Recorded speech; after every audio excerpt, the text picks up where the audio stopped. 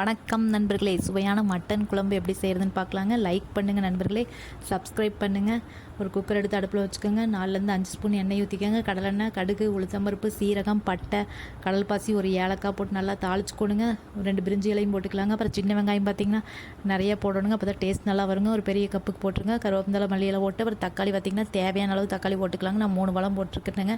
அப்புறம் இஞ்சி பூண்டு 2.5 ஸ்பூன் போட்டிருக்கிறேனுங்க. போட்டு நல்லா வணக்கிக்கோணுங்க. அப்புறம் பார்த்திங்கன்னா மல்லித்தூள் ஒரு 5 ஸ்பூன் போட்டுக்கோங்க. 4 ஸ்பூன் மட்டன் மசாலா, 1 ஸ்பூன் மிளகாய்த்தூள், 1/2 ஸ்பூன் மஞ்சத்தூள் போட்டு நல்லா வணக்கிக்கோணுங்க.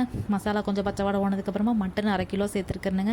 அதையும் போட்டு நல்லா வணக்கிக்கோணுங்க. உங்களுக்கு குழம்பு கெட்டியாக வேணுன்னா தண்ணி கம்மியாக வச்சுக்கலாங்க, கொஞ்சம் தண்ணியாக வேணுன்னா அதிகமாக வச்சுக்கலாங்க. வேணுங்கிற அளவு வச்சு நல்லா ஒரு 4-6 விசில் விடுங்க. நல்லா வெந்துடுங்க.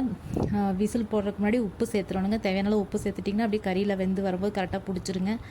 அப்புறம் பார்த்திங்கன்னா இது சாப்பாட்டுக்கு நல்லா இருக்குங்க. அப்புறம் இது கூட நல்லா வெந்ததுக்கப்புறமா கொஞ்சம் தேங்காய் முந்திரி அரைச்சி ஊற்றிக்கலாங்க. குழம்பு அருமையாக ரெடி ஆகிடுச்சு.